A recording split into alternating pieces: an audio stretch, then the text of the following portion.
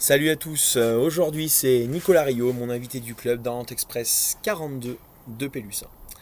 5 titres de champion de France individuel et 2 en relais, double champion d'Europe junior en 2013 au Bessa dans le Pilat, 3 championnats du monde junior à son actif. Et enfin, médaillé de bronze en relais au championnat du monde en Estonie et au championnat d'Europe en Suisse dans la catégorie senior en 2018.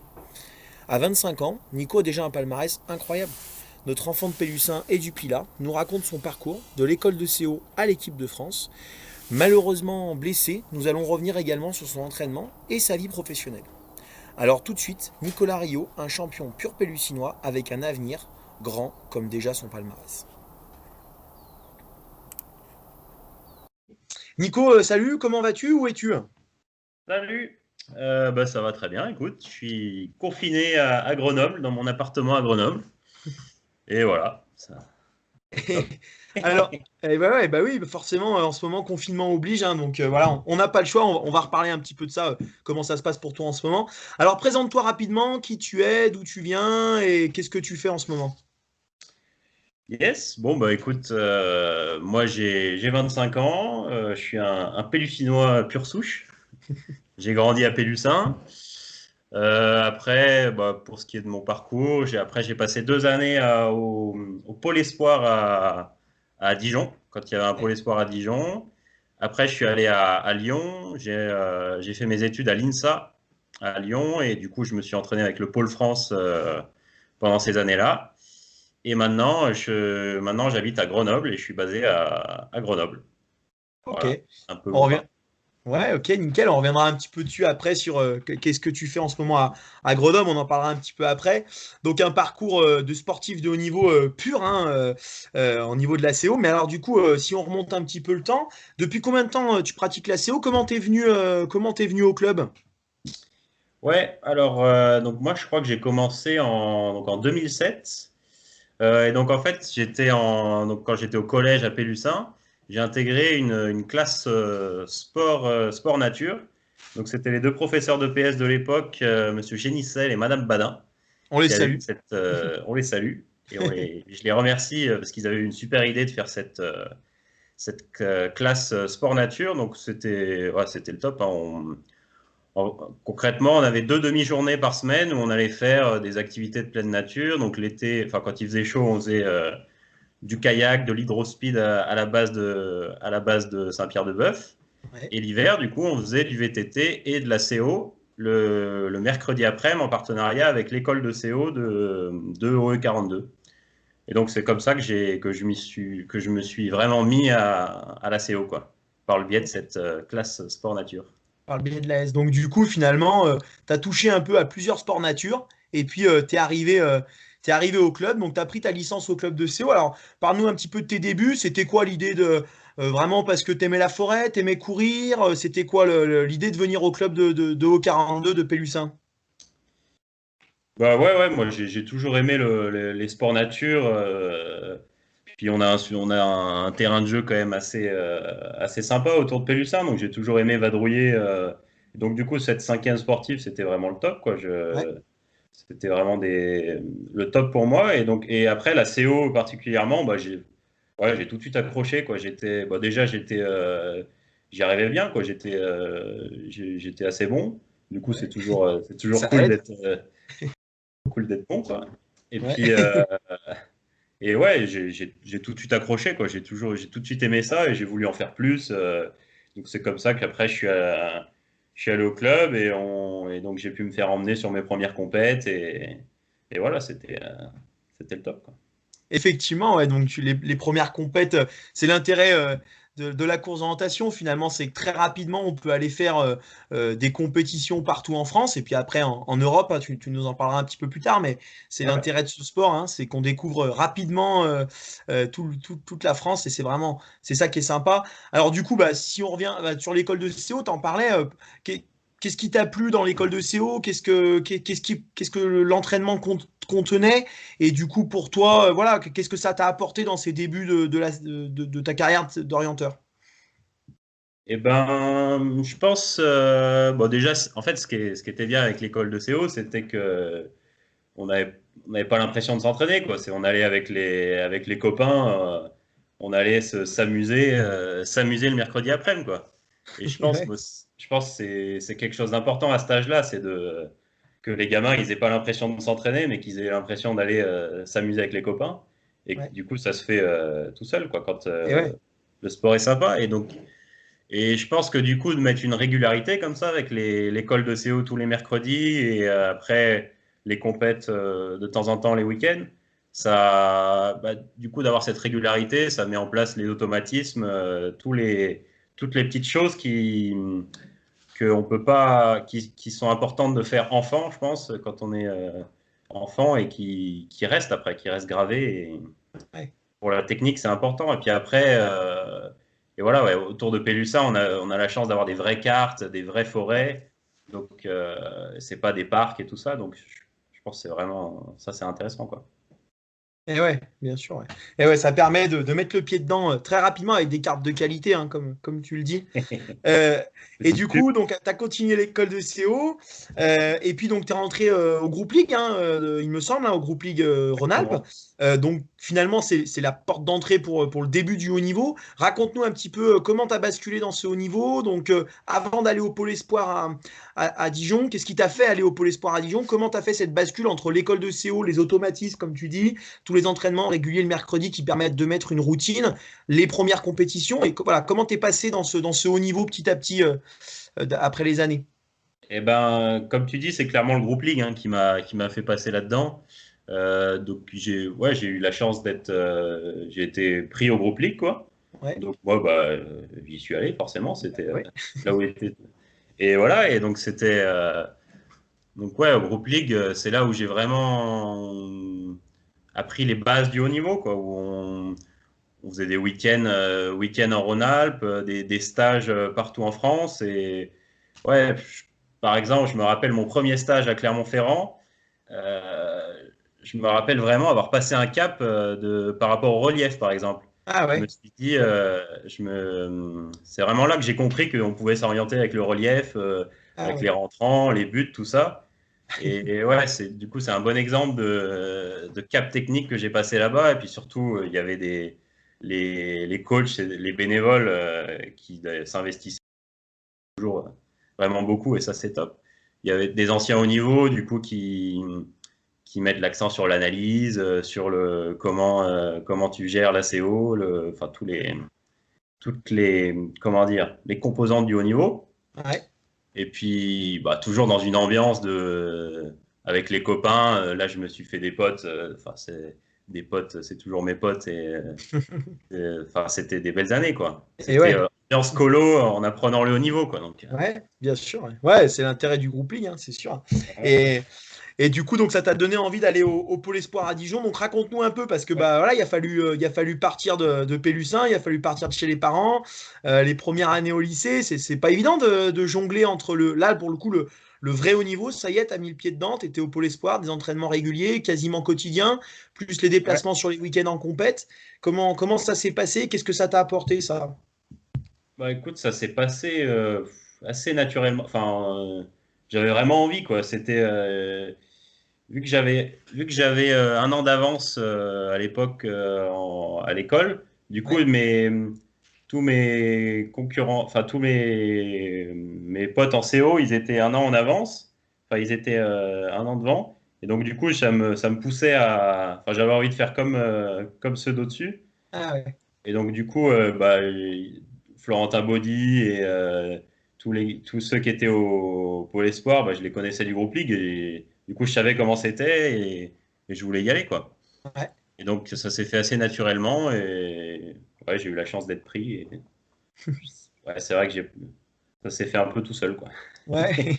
Et du coup, des belles années, j'imagine, des belles années au pôle à Dijon.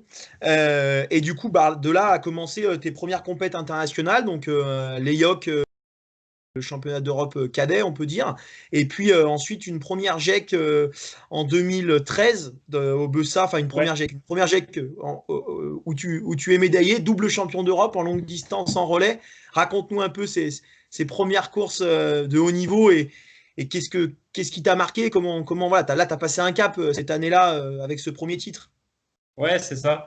Bah, du coup, moi, mes années cadets, ça n'a pas été un long fleuve tranquille, on va dire. Ouais. Comme tu dis, en première année cadet, j'ai été sélectionné aux EIOC. Donc là, c'était la découverte, quoi. J'avais bah, du coup 15 ans. Non, Ouais. même je. Donc j'étais tout jeune et donc c'était la découverte, tout ça. Et après, derrière, j'ai eu 2 années un peu plus difficiles parce que j'ai chopé une mononucléose. Mm. Donc, j'ai été à plat pendant 9 mois. Donc, j'ai pas fait grand-chose ces Ouais. années-là. Et Difficile de après, reprendre. derrière, donc du coup, en 2013, donc le 2012-2013, c'est l'année où je suis arrivé à l'INSA. Et donc là, j'ai vraiment progressé tout l'hiver. C'est un hiver où j'ai vraiment beaucoup progressé. En plus, j'étais avec le Pôle France et donc j'ai, j'ai fait un comeback, on va dire. Et Ouais. donc là, Ouais. après, je suis arrivé sur cette fin de saison à la GEC, là où j'étais vraiment dans un autre état d'esprit, quoi. Et donc, ouais, cette année-là, ça s'est bien passé, quoi. Et oui, hein. Donc je le rappelle, un double champion d'Europe en longue, en relais. En relais, en plus, tu courais avec. Toi, tu étais en homme 18 cette année-là, tu courais avec les Ouais, hommes c'est 20 ça. sur le relais. Voilà, une belle victoire, j'imagine. J'ai cru voir sur ta fiche FFCO que c'était ton meilleur souvenir. Est-ce que ça l'est toujours? Un de tes meilleurs souvenirs, en tout cas. Bah, oui, c'est toujours un de mes meilleurs souvenirs, hein. Ouais. C'était énorme avec l'équipe, tout ça. Mais bon, de manière générale, mes meilleurs souvenirs, c'est souvent les relais, quand même, Ouais. sans surprise, parce que c'est là où tu partages les émotions, où Ouais. le sport individuel qu'est la CO se transforme en sport d'équipe. Et donc, c'est sûr que ça fait des souvenirs. Depuis, j'ai eu d'autres relais où Eh on a oui. eu des On va- émotions et des bons souvenirs. Donc, Bien sûr. ça On reste en une. reparlera un petit peu après là, sur ces années seniors, effectivement, avec l'année 2018, incroyable pour toi en relais. Du coup, donc, tu nous as dit, hein, tu es rentré à l'INSA derrière donc pour faire cette école d'ingénieur. Ouais. Là, le haut niveau à côté. Comment ça se passait? Raconte un petit peu aux plus jeunes qui, si un jour veulent basculer sur le haut niveau là, sur l'INSA ou sur une école. Mais comment ça se passe, la vie d'un sportif de haut niveau, entre les cours et les entraînements? Comment tu gérais ça? Ouais. Bah, l'INSA, je pense que pour ce niveau d'études, je pense pas qu'on fasse mieux en France en termes d'aménagement pour les sportifs de haut niveau en faisant des études de qualité, quoi, on va dire. Ouais. Et ouais, c'était vraiment top. Donc le principe, c'est que le cursus normal de l'INSA, ça dure 5 ans normalement. Donc nous, quand tu es en section sportive de haut niveau, tu étales sur 7 ans. Et du coup, ça dégage du temps pendant la semaine pour s'entraîner et donc avoir un programme scolaire moins chargé, plus de temps pour s'entraîner. Et donc, donc à Lyon, avec l'INSA, c'est d'autant mieux qu'il y a donc le pôle France de Saint-Étienne. Et donc, il y a un groupe d'entraînement qui est basé à Lyon, du pôle France de Saint-Étienne. Et donc, un vrai groupe d'entraînement de CO où on peut faire des entraînements avec muscu, aller faire de la CO dans le Pila une fois par semaine. Donc, c'est vraiment très adapté, quoi. Ouais, très adapté, c'est ce qui te fait passer après le cap. Donc 3 championnats du monde junior, hein, je rappelle, avec des belles performances dans l'ensemble des modèles de course. Et puis après, tes premières années en senior, et tu nous racontais hein, ces premières années en senior et qui se concrétisent très rapidement donc en 2018, donc à 23 ans, par 2 médailles cette année-là en relais, une au championnat du monde qui avait lieu en Estonie, une au championnat d'Europe en Suisse, hein, si ma mémoire est bonne. Euh, Euh, c'est ça. Hein. Lettonie, les championnats du monde. Lettonie, pardon, Lettonie. Alors, raconte-nous un petit peu ces 2 médailles cette année 2018 qui est forcément incroyable pour toi. La con- le- la- ouais, l'accomplissement voilà, d'un début de carrière déjà à 23 ans, 2 médailles en championnat senior, c'est incroyable, quoi. Ouais, c'est sûr, c'était le top. Et je pense que, ouais, pour revenir un peu sur mes premières années seniors, Ouais, j'ai eu la chance d'arriver un peu en senior à un moment, on va dire, où ça se débouchait, on va ouais, dire, parce donc il y a eu François Gonon et Philippe Adamski qui ont arrêté plus ou moins au moment où je suis arrivé. mm, Et du coup, avant ça, c'était quand même assez difficile de se faire une place en tant que jeune senior dans l'équipe senior parce que c'était des références mondiales. Et donc, pour aller gagner sa place dans les équipes, quand il y a 3 quotas ouais, par course et au relais, c'est dur, quoi. Du coup, moi, je suis arrivé dans ce contexte-là. Et donc, j'ai pu directement me sélectionner aux EOC, donc aux championnats d'Europe, aux championnats du monde, en Coupe du Monde. Et donc, j'ai pu, pendant ces 3 premières années, engranger de l'expérience, quoi. Et donc, je pense que du coup, cette expérience, ouais, ça m'a permis donc en 2018 et en 2019 j'avais l'expérience et la régularité pour rentrer dans cette équipe de relais, quoi, avec les deux cadors, Fredo et Lucas, donc pour faire ces belles perfs, quoi. Et ouais. Alors, tu soulignes quand même un truc, c'est qu'on a quand même sur l'équipe de France qui compte allez, 6, 6, 5, 6 personnes au championnat du monde, deux du club de Pélu avec le Fredo, comme tu dis. Voilà, j'imagine que c'est aussi une fierté pour toi de courir avec lui, un petit peu plus âgé que toi, mais en tout cas, dans l'idée de dire, bah voilà, on est deux à représenter le club dans Et cette ouais, équipe de France. Comment ça se passe, ça, au sein de l'équipe de France? ouais, bon, non, non, c'est sûr que c'est génial d'avoir deux du même club au sein de l'équipe et des relais ces années-là. C'est sûr que c'est top. Après, oui, en équipe de France, on est tous, on se connaît tous bien et on est tous potes, hein, donc Et ouais. ça change tout. On fait pas une team Pélu dans son coin, mais En- ouais, en- c'est sûr que c'est génial. un petit peu quand même dans les repas, j'imagine. Mais bon, bref, ça reste là-bas. Bon, non, mais en tout cas, voilà, c'était voilà, l'occasion de mettre un petit peu en lumière toute ta carrière. C'est quand même, voilà, 25 ans, tu as encore tout l'avenir devant toi. C'est quand même incroyable déjà avec ce palmarès qui en dit long sur tes capacités. Alors, maintenant, voilà, joue un peu le papa. Un jeune du Pilat qui veut se lancer dans la course d'orientation, c'est quoi tes premiers conseils pour réussir? Alors, pas forcément pour demain participer au championnat du monde, mais en tout cas déjà pour se faire plaisir en forêt et puis débuter correctement la CO. Bah écoute, moi enfin, comme je t'ai déjà raconté, je vais prendre exemple sur mon parcours. Je pense que dans le Pilat, on a la chance d'avoir des structures qui sont top pour ça, avec d'abord l'école de CO, l'école de CO de qualité, avec des cartes et des terrains de qualité. Bah, je pense que la première étape, c'est d'aller à l'école de CO, quoi. Ouais, Et comme je disais, bah, ça permet d'avoir d'y aller chaque semaine et déjà bah, de voir si ça plaît, quoi, si le, si le sport plaît, et puis du coup de mettre en place de construire petit à petit la technique tout en s'amusant parce que c'est bonne ambiance, quoi. et ouais, Et après, bah, si ça se passe bien, il y a moyen d'intégrer le groupe League où là c'est encore une école, encore plus une école du futur haut niveau et tout ouais. ça, quoi. Je pense que en- dans la Loire et dans le Pilat, on est vraiment gâté à ce niveau-là d'avoir ces structures et ces possibilités de faire de la CO dans ces conditions, Et ouais, bien surtout sûr. pour les jeunes.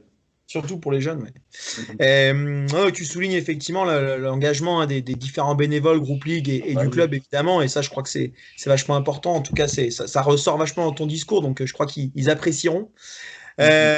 Si tu nous parles de ton meilleur souvenir en club, alors dernièrement, je précise, hein, vous avez repris le titre de champion de France 2019 de relais avec le Johan Gard et puis Fredo. Alors voilà, c'est un des souvenirs, mais quel est ton meilleur souvenir du club? Bah ça, c'est sûr que c'est déjà ça, c'était j'ai pas de meilleurs souvenirs, mais ça fait partie de mes très bons souvenirs club. C'était vraiment cool, quoi. Et de faire ça vu qu'on gazait bien avec Fredo en relais en équipe de France en ce moment-là, de faire ça avec Johan, c'était vraiment sympa, quoi. Et Il avait après, la pression en plus, hein, il me l'avait dit, hein. mais non, je connais pas ça, Johan, la pression. Mais Et donc des souvenirs club sur des, ouais, euh, moi sur je des, je pense sais pas, sur des déplacements quand tu étais plus jeune ou des choses comme ça, qu'est-ce qui ressort? ouais, moi, je pense aux 6 jours de l'Aveyron en 2008, où ça, bon, j'étais jeune, hein, mais Et c'était ouais, vraiment un déplacement en club comme on les aime, quoi, où c'était toute la semaine un peu vacances avec la CO tous les jours et la vie de club au camping tous les soirs. Et ouais, non, ça reste un très bon souvenir associé au club. Je me ouais, rappelle ok. de ça, et après, bah, ouais, comme je te dis, moi, souvent mes bons souvenirs, c'est les relais. Et Tu vois, je me rappelle du CFC où on avait fait deuxième en Alsace, où c'est toujours des moments, de ferveur de club, quoi.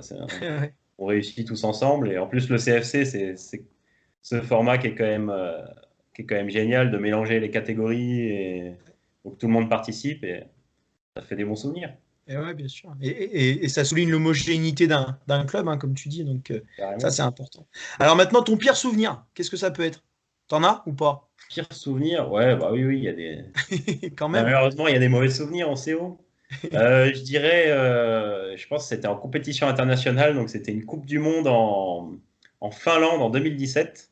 Ouais. Et donc, bon, globalement, toute l'équipe, on était tous un peu, personne n'était trop en forme. Je sais pas ce qu'on avait fait. On avait dû se faire un stage avant. On était tous cramés. Et donc, notamment, le dernier jour, ça se finissait par une longue distance départ en chasse avec les résultats des courses d'avant et avec assez peu de variations. Et voilà, je me rappelle, j'étais pas en forme et c'était un calvaire, quoi. 1h40 de calvaire à finir au fin fond du classement, à se dire, mais qu'est-ce que je fais là, quoi. Dès le début, tu savais que c'était Ouais. mal barré, cette histoire. Mais je crois que Thierry avait abandonné même. Donc, Ah ouais, ouais, pour il n'y dire. avait pas, il y avait pas que moi qui étais au fond du fou, quoi.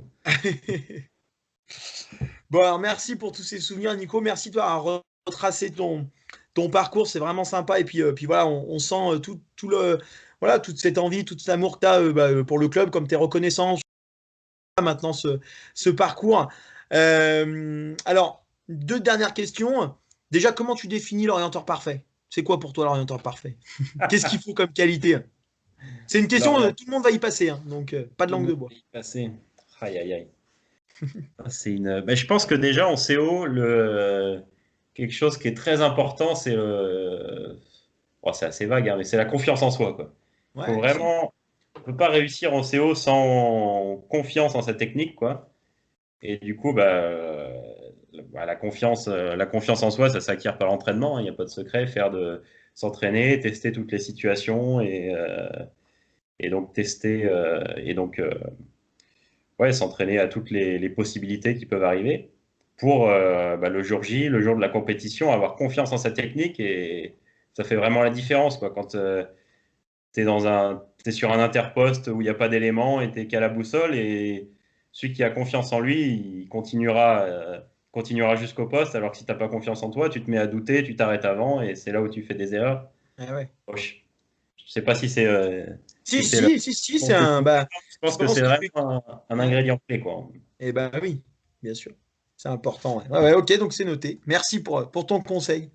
Bon, alors du coup, pour finir cette petite vidéo, comment ça se passe actuellement? Donc, je disais en présentation, malheureusement, tu es blessé, un problème au genou qui traîne un peu, qui te saoule, j'imagine. Comment tu vois la suite? Comment t'arrives? Est-ce que tu arrives à t'entraîner un petit peu? Et puis, bah voilà, pour cette année, bah finalement, tant mieux que ça soit passé cette année, 2020 un peu blanche, donc tant mieux. Et comment tu vois 2021 et la suite? Parce qu'il y a encore de l'avenir devant soi quand même. Bah ouais, heureusement. Bah oui. Ouais, en ce moment, donc, comme tu dis, je suis blessé. J'ai un problème de genou un peu qui traîne un peu. Ouais. Donc bon, je peux pas trop m'entraîner au top en ce moment, mais bon, avec l'hiver qui arrive, et j'espère qu'il y aura de la neige, je pourrai faire du ski de fond. Ça me fait pas trop mal normalement, donc Nickel. j'espère pouvoir skier. Et puis bon, bah, en soignant, et ça finira bien par passer. Faut rester optimiste.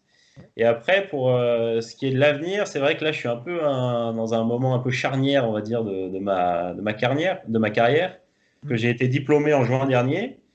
Et donc là, je cherche du boulot. Et comme je ne sais pas trop où est-ce que je trouverais, qu'est-ce que je trouverais, donc peut-être que je resterai à Grenoble, peut-être pas. Donc je sais, c'est assez ouvert, quoi. Je ne sais pas trop, mais c'est bien comme ça. En On verra. réflexion. En réflexion. C'est ça. On a Les pu opportunités apprécier en tout se cas présentent.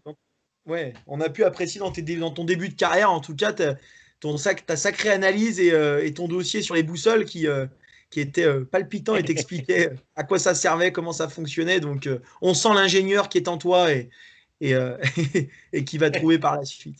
Espérons, espérons. Espérons. Bon, en tout cas, merci Yes. Nico. Est-ce que tu veux rajouter quelque chose? Bah écoute, Non, merci à toi aussi. Et écoute, bah ouais, comme tu disais, je pense que c'est important de remercier tous les bénévoles qui œuvrent pour la CO et notamment pour les écoles de CO, les groupes Ligue, Groupe France, donc tous les groupes par lesquels je suis passé et sans les bénévoles sans qui ça pourrait pas se faire. Et je pense que c'est important pour pour